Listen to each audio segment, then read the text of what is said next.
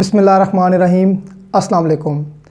Criminal procedure code यानी कि CRPC हम पढ़ रहे हैं और CRPC के आज दूसरे लेक्चर में हम पढ़ेंगे क्लासिफिकेशन ऑफ क्रिमिनल कोड्स के क्रिमिनल कोड्स कितनी किस्म की हैं और वो क्या क्या सज़ा दे सकती हैं, यानी कि उनके पास क्या क्या पावर्स हैं। जो इसकी रेलिवेंट प्रोविज़न है CRPC की वो है सेक्शन 6।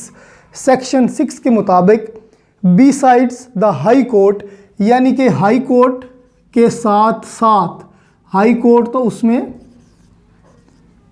शामिल है ही है, there are 2 more courts which are counted as criminal courts. Second one is court of session and the third one is court of magistrate.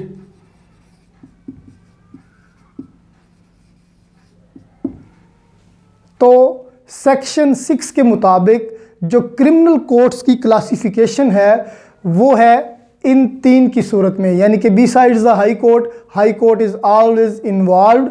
सबसे पहले आती है हाई कोर्ट, उसके बाद आती है कोर्ट ऑफ सेशंस और उसके बाद आती है कोर्ट ऑफ मैजिस्ट्रेट। और इसके साथ साथ ही सेक्शन 6 कहता है कि कोई भी और कोर्ट अगर किसी और कानून के मुताबिक इस्टेब्लिश हुई है for the purpose of criminal trial, वो भी क्रिमिनल कोर्ट कहलाएगी। तो इनको हम आज 1 by 1 स्टडी करते हैं। सबसे पहले आ जाती है हाई कोर्ट। हाई कोर्ट का सुन के हमारे जहन में ये बात आती है कि हाई कोर्ट तो एक कॉन्स्टिट्यूशनल कोर्ट है, तो ये कॉन्स्टिट्यूशन ने बनाई है हाई कोर्ट। ये जो सूबा है उसकी प्रोविंस की सबसे बड़ी कोर्ट है। इसका पर्पस तो अपील सुनना होता है। हो could this be a trial court, ये ट्रायल कोर्ट कैसे हो सकती है, वो भी क्रिमिनल केसेस में, क्योंकि इसका जो बेसिक पर्पस है वो कॉन्स्टिट्यूशनल है। जो रिट्स हैं कॉन्स्टिट्यूशनल रिट, वो सुनना इसका बेसिक पर्पस है। बट ये जो हाई कोर्ट है ये as a trial court of criminal cases भी यूज़ हो सकती है। वो कैसे, हमारे पास एग्जांपल्स मौजूद हैं कि जो बड़े हाई फाई केस होते हैं, जो डिग्निटीज़ के केस होते हैं, जो हाईलाइटेड केस होते हैं, उनको some of the time high court कहती है कि हम ट्रायल करेंगे। उनकी अगर आप एग्जांपल्स देखें तो जुल्फ़कार अली भुट्टो वाला केस, कोयटा में जो धमाका हुआ था वो वाला केस, रिसेंटली ज़ैनब कत्ल केस, ये सारों के जो ट्रायल हैं वो हाई कोर्ट में हुए हैं। बेसिकली हाई कोर्ट क्या है? The highest court of the province. ये जो है वो हायर कोर्ट है, यानी कि ये एपीलेट फोरम है, लेकिन क्रिमिनल केसेस में ये एज अ ट्रायल कोर्ट भी हो सकती है। तो जो हाई कोर्ट है इसके जो जजेस होते हैं वो अपॉइंट करते हैं प्रेसिडेंट साहब with the permission of judicial commission. अब हाई कोर्ट के पास अख्तियार है कि वो जो सज़ाएं आपकी सेक्शन 53 PPC में दी गई हैं वो सारी की सारी सज़ाएं जो हैं वो हाई कोर्ट दे सकता है। वो कौन कौन सी सज़ाएं हैं? उनमें आ जाता है किसास, दियत, अर्श, दामन, ताज़ीर, इम्प्रिजनमेंट, लाइफ इम्प्रिजनमेंट,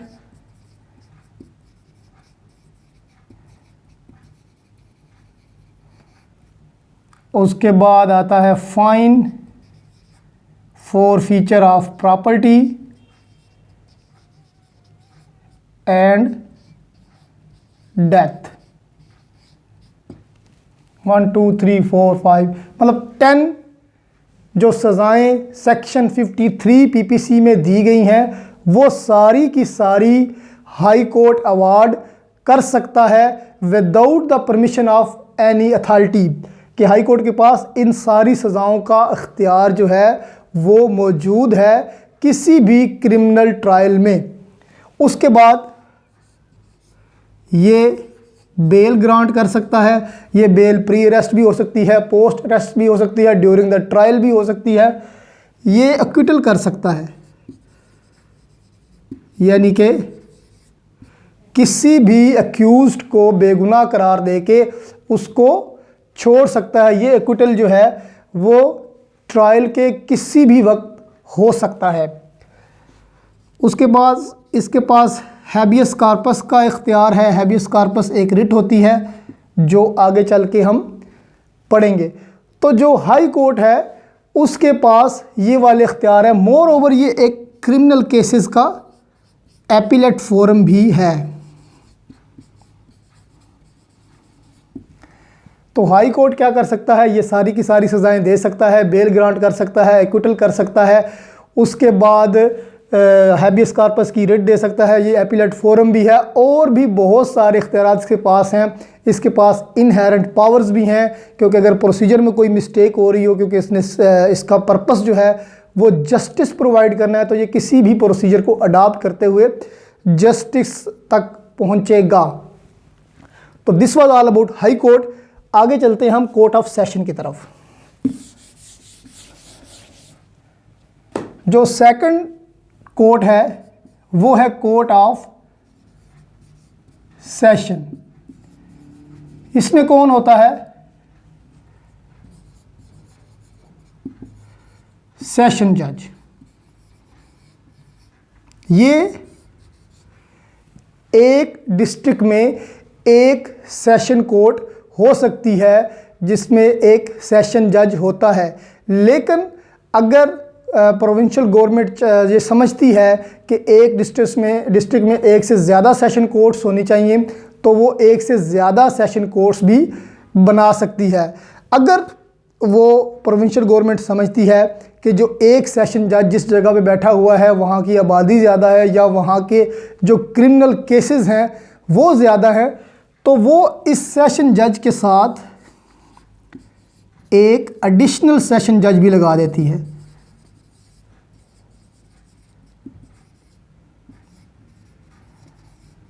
अब ये जो एडिशनल सेशन जज और सेशन जज है ये एक ही कोर्ट में बैठते हैं। बस ये जो एडिशनल सेशन जज है इसका काम ये है कि सेशन जज को मुआवनत फराहम करना।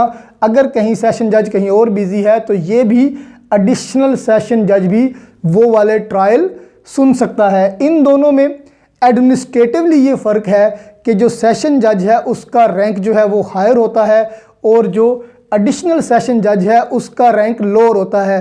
बट जुडिशली दोनों की पावर्स जो हैं वो सेम ही हैं। अगर आप कोर्ट्स में जाएंगे तो एडिशनल सेशन जज और सेशन जज को एक ही वर्ड से जो है ना वो बुलाया जाता है कि जी सेशन जज।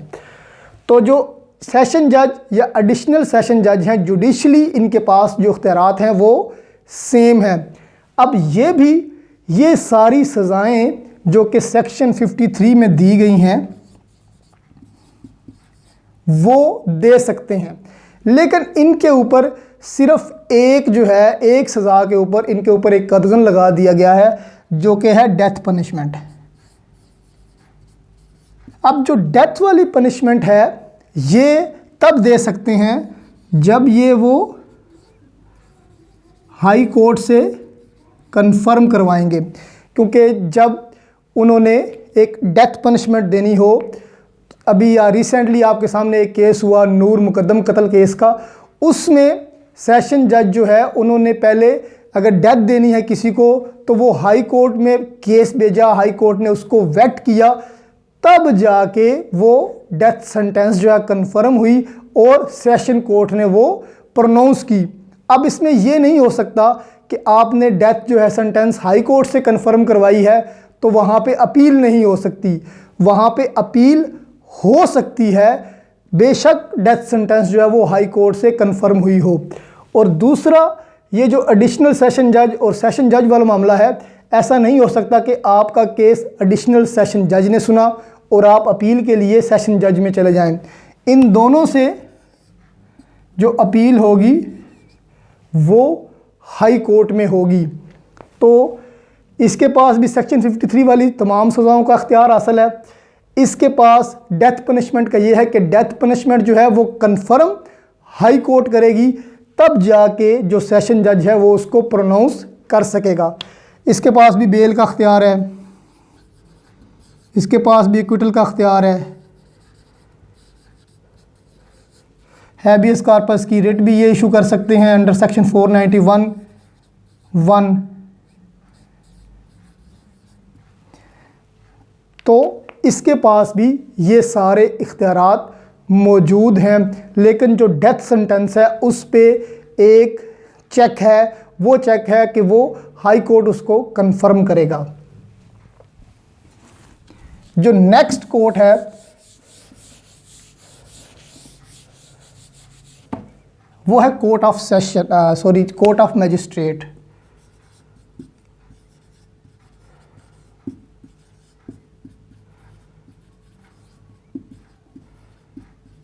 जो मैजिस्ट्रेट होते हैं उनकी 3 क्लासेस होती हैं, first class, second class magistrate and third class magistrate. जब आप कोर्ट में जाते हैं तो आपको फर्स्ट क्लास, सेकंड क्लास और थर्ड क्लास मैजिस्ट्रेट कोई नहीं मिलते, आपको फर्स्ट क्लास ही सारे के सारे मिलते हैं, क्योंकि अभी जो प्रोविंशियल गवर्नमेंट है उन्होंने सबको फर्स्ट क्लास ही कर दिया है। तो ये मैजिस्ट्रेट जो हैं ये एज़ मैनी एज़ रिक्वायर्ड जो है किसी भी डिस्ट्रिक्ट में प्रोविंशियल गवर्नमेंट जो है वो लगा सकती है। ये प्रोविंशियल गवर्नमेंट की स्वाबदीद है कि वो जितने मजिस्ट्रेट चाहे लगा सकती है, अगर वहाँ पे आबादी ज़्यादा है या वहाँ पे जराइम ज़्यादा हैं उसके हिसाब से ये जो है वो मजिस्ट्रेट लगाएगी। तो जो मजिस्ट्रेट फर्स्ट क्लास है उसके पास जो पावर्स हैं वो 3 साल तक सज़ा दे सकता है और 45,000 रुपीज़ तक जुर्माना कर सकता है। जो मजिस्ट्रेट सेकंड क्लास है उसके पास जो पावर है वो 1 साल तक सज़ा दे सकता है और 15,000 रुपीज़ तक जुर्माना कर सकता है।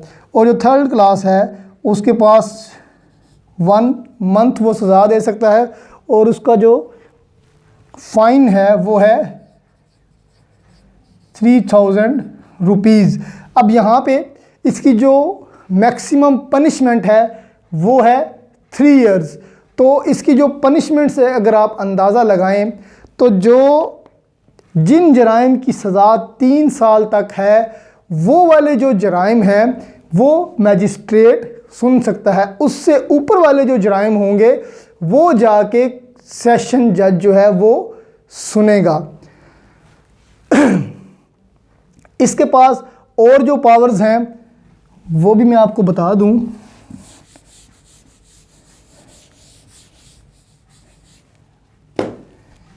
कि जो वो कोड़ों वाली सज़ा है, विपिंग जिसे कहते हैं, ये वो भी ग्रांट कर सकता है। फ़ाइन जैसा कि हमने पहले पढ़ा ग्रांट हो सकता है। और इसमें जो सॉलिटरी कन्फाइनमेंट है, अगर किसी जुर्म में सॉलिटरी कन्फाइनमेंट दी गई है तो ये वो भी ग्रांट कर सकता है। तो जो आज हमने ये पढ़ा कि जो क्रिमिनल कोर्ट्स हैं वो 3 किस्म की होती हैं, यानी कि criminal trial courts besides the high court, यानी कि हाई कोर्ट उसमें शामिल है ही है, उसके साथ court of session, court of magistrate. इसके अलावा भी अगर किसी और लॉ के तहत कोई कोर्ट बनती है जो कि क्रिमिनल केसेस को जो है डील करती है, जिस तरह एंटी टेररिज्म एक्ट के तहत जो है वो दहशतगर्दी की जो अदालतें हैं वो बनती हैं, जो फ़ौजी अदालतें हैं वो बनती हैं, तो वो भी क्या होंगी, वो भी क्रिमिनल कोर्ट्स ही होंगी। सेक्शन 6 CRPC में ये चीज़ आती है। तो ये जो पार्ट 3 ऑफ LLB है या 6th सेमेस्टर है उसमें ये वाला जो लेक्चर है वो बड़ा फ़ायदेमंद है और उसके कोर्स का ये हिस्सा है। तो अगर आपको ये लेक्चर पसंद आया हो तो इसको लाइक करें, इसको दोस्तों में शेयर करें और मेरे चैनल को ज़रूर सब्सक्राइब करें।